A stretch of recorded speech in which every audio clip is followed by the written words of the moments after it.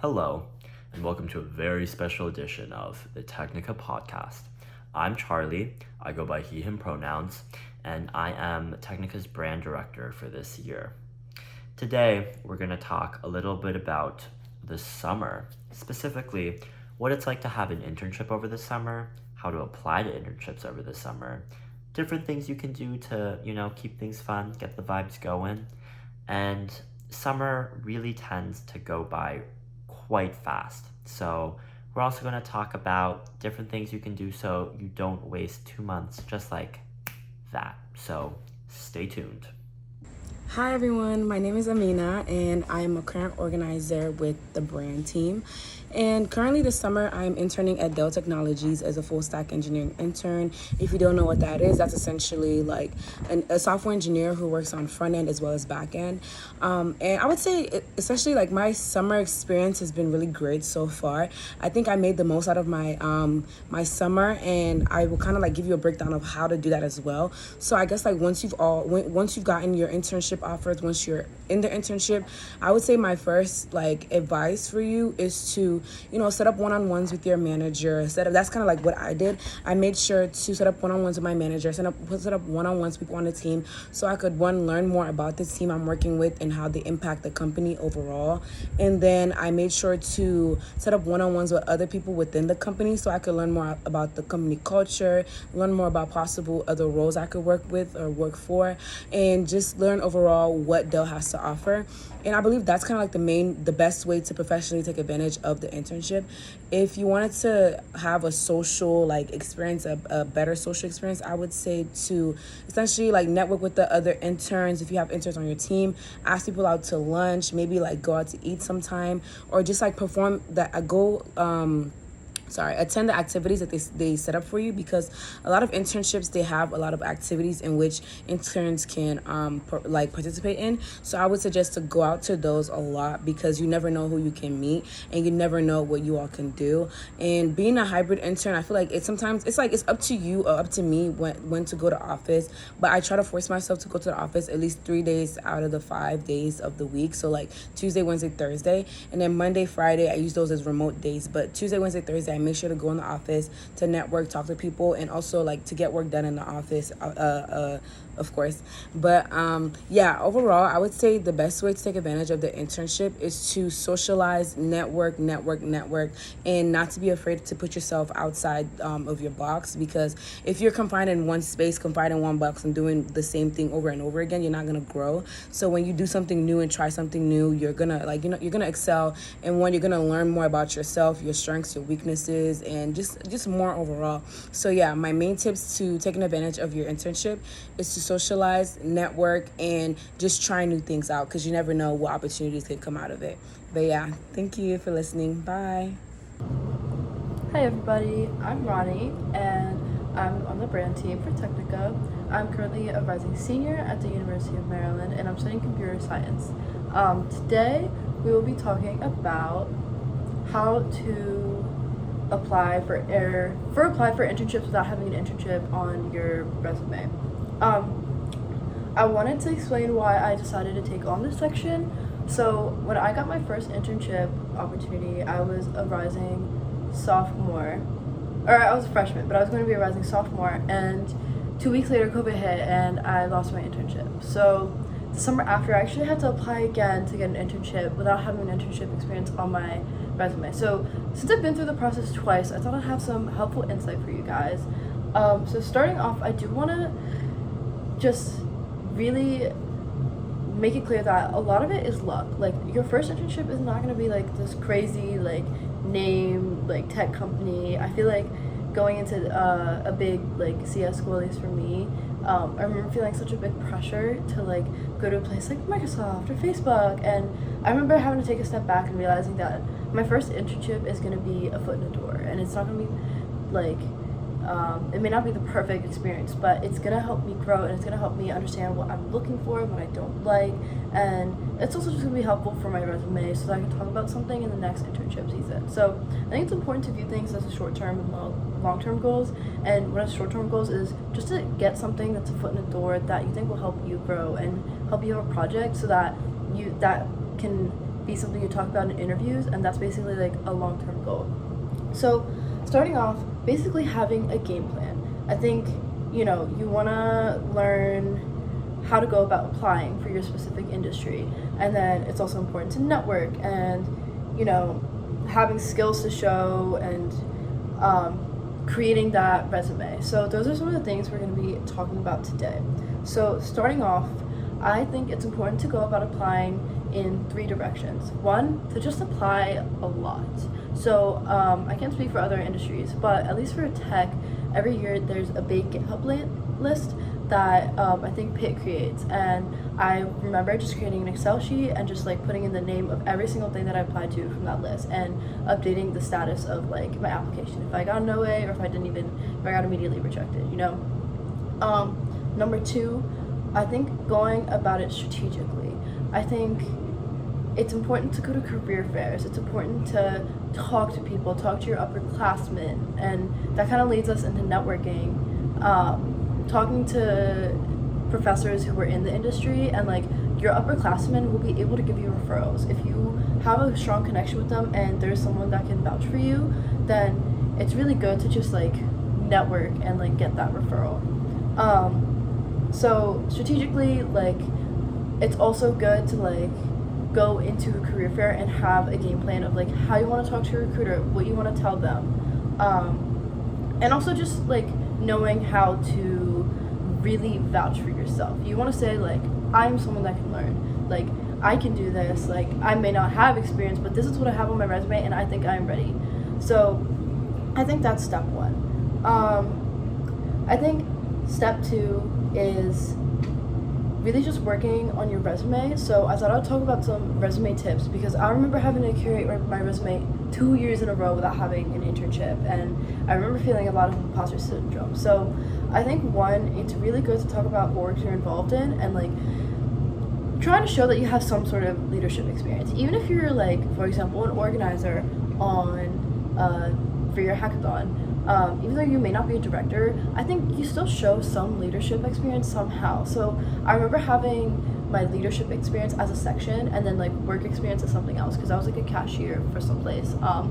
And if I could fill up my other resume with other things, I ended up taking that work experience off, because I think there are just more important things to show on my resume than being a cashier somewhere. I do think it's important, it was valuable at the time, but now that I'm in college, it's time to get rid of the high school stuff, and it's also important to show things that are more tech related.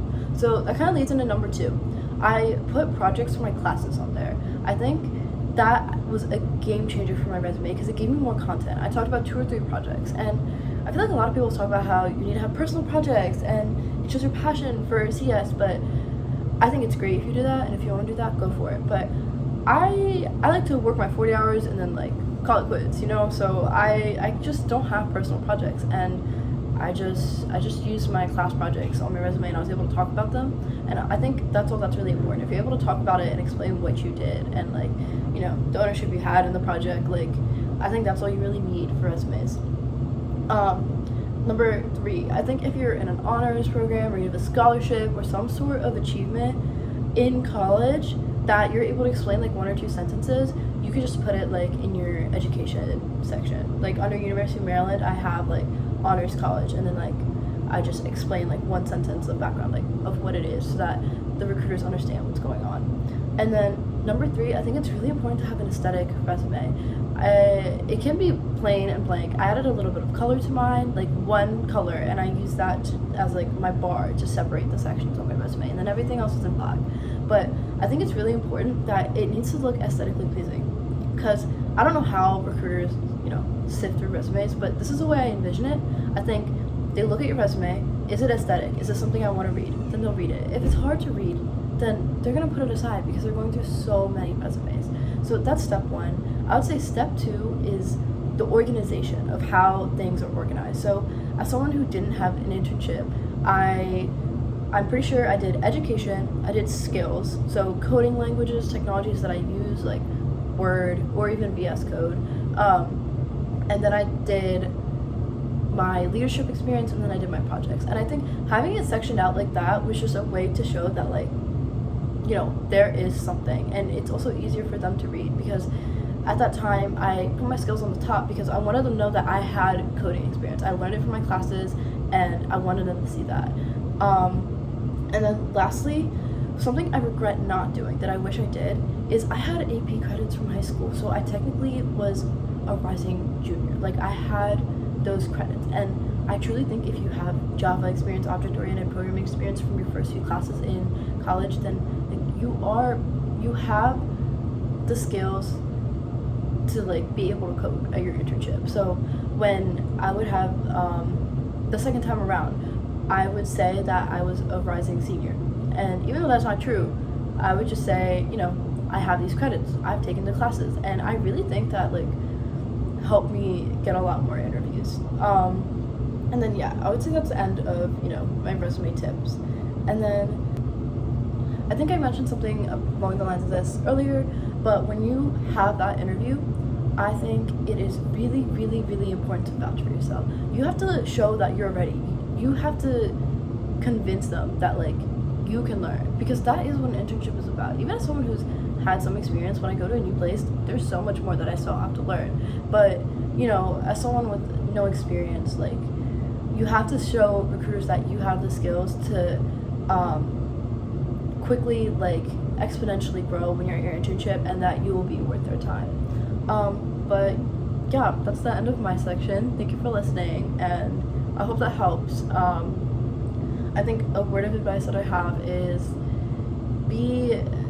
find friends that can be like a support group, because I think having friends that where you can talk about it with comfortably, and also just like practice like interview skills and things like that are really important. But also it's nice to have friends who are also going through the same process, because you can hear how it's going for them, and it helps you realize that like you're not the only one. Thank you all for watching, and I hope the tips helped you. Okay, so in this section of the podcast, I'm going to be talking about preparing for the upcoming semester. So I unfortunately did not get the opportunity to get an internship this summer. Lots of scheduling conflict, and also I just didn't feel ready yet. But this upcoming semester, I'm definitely trying to prepare for an internship for next summer. So I would say try to work on your portfolio, make it as good as possible, or if your desired field doesn't necessarily require a portfolio, you can just try to do other things to enhance your skills. And I would say to also try to network and go to like different events. Definitely planning on going to a lot of like career events that will help me develop or like get into my field of workplace. And so I hope you guys would do the same, because again, you never know. And also I feel like this upcoming semester, it's good to start preparing your schedule and a routine, and try to practice the routine at least a week before, just because I know that the starting school after having a long break can be kind of like a jump scare, and I just want people to like, I guess, have an easier way of like transitioning back into school. So I feel like just having a schedule or routine, just so that you can keep yourself in track and make sure that as well as focusing on school and other things, you're also taking care of yourself. But I would say that this ends this section of the podcast, and I believe next we're going to be talking about self-care. Okay, so in this section of the podcast, I'm going to be talking about preparing for the upcoming semester. So I unfortunately did not get the opportunity to get an internship this summer. Lots of scheduling conflict, and also I just didn't feel ready yet. But this upcoming semester, I'm definitely trying to prepare for an internship for next summer. So I would say try to work on your portfolio, make it as good as possible, or if your desired field doesn't necessarily require a portfolio, you can just try to do other things to enhance your skills. And I would say to also try to network and go to like different events. Definitely planning on going to a lot of like career events that will help me develop or like get into my field of workplace. And so I hope you guys would do the same, because again, you never know. And also, I feel like this upcoming semester, it's good to start preparing your schedule and a routine and try to practice the routine at least a week before. Just because I know that the starting school after having a long break can be kind of like a jump scare. And I just want people to, like, I guess, have an easier way of like transitioning back into school. So I feel like just having a schedule or a routine, just so that you can keep yourself in track and make sure that, as well as focusing on school and other things, you're also taking care of yourself. But I would say that this ends this section of the podcast, and I believe next we're going to be talking about self-care. Hi guys, I'm Aditi and I'm also a organizer for the brand team here at Technica, and I'm a junior information systems and psychology major here at the University of Maryland. And yeah, I know we talked a lot about productivity and internships and how to like really, I guess, boost your career and academics and things like that. But it's also important to consider our own self care and how we prioritize our own health and mental well being. So I know that I, like, especially throughout my experiences with school, had trouble balancing those things. I would either kind of be very unproductive, maybe a little too on the self care end, or on the other extreme of just all work, no play. And both of those are not good things. Like, it's important to have a healthy balance of both. And, right, it's important to make sure that we're mentally healthy and we're doing things we enjoy, but also, being able to get work done and do the things that we need to do, especially as students and, potential professional adults. Yeah, so I guess with my own experiences, I know that some ways that I will engage in self care is going to the gym. I really like going to the gym. Maybe sometimes I'm not as consistent as I should be, but I do love going, and I'm trying to make it a goal this semester to do that a little more often and a little more consistently. And it makes me feel really good about myself and, just feeling like I'm getting my strength up, and I feel like that's something that's so rewarding. So that's one way I engage in self-care. Something else I do, when I've had the time or when I was at a really good place, I would meditate a lot, and I found that it was very good for my mental health, and it made me feel really refreshed and like ready for the rest of the day when I would do it in the morning. And it was a very healthy practice, and I'm also going to try it to make sure I'm implementing that this semester. Additionally, there's resources on campus that can really help with, being able to engage in that self-care. I know I sought out some yoga session classes on Recwell. For UMD's, like, Epley offers some classes there, and I was able to, go to some yoga classes, experiment with that. That was really fun. I also, just a plug, there's the Shoemaker building. The school does offer therapy for students. They have 8 sessions for if anyone needs that kind of help. And that's also something to consider. It's very important to go to therapy if you need it. And also, like, seek therapy outside of school if that's also an option that you have. But it's just things that you can think about, that the school has a lot of resources for us, and it's very important to use them, especially not only like professionally and academically, but also in terms of self-care and our own mental health. Yeah.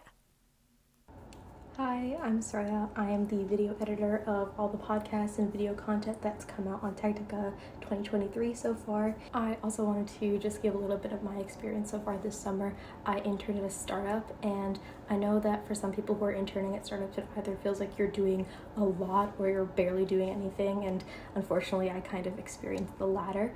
And I think that when you're having internships that you're working from home and you're not necessarily feeling like you're a really big asset to the team, it can kind of feel like restricting. But what I did instead is I tried to take up all the extra time that I had over the summer to work on things on my own to develop my own skills, find new things that I wanted to pursue, and try to expand my skill set essentially. So I did that by getting a certification for UX design, which is something that I'm really interested in. So that's not necessarily something I've been learning a lot in my coursework, so I decided to kind of implement that more over my summer, and I found it to be really useful, and I'm really excited to use those skills, whether that's in interviews or just like activities that I'm doing on campus as I move forward in my college career. And yeah, basically that's all that we have for you all today. This was our podcast on internships and summer activities, depending on whether you've already got an internship, if you want to have a job over the summer that's not necessarily related to what your major is, all of that. And we hope that you guys have kind of reflected well on your summer and are already thinking about what you want to get done next summer. And we're all really excited to create more in-person content for you all coming when the semester starts, and we hope that we will see you on October 21st and 22nd for Technica.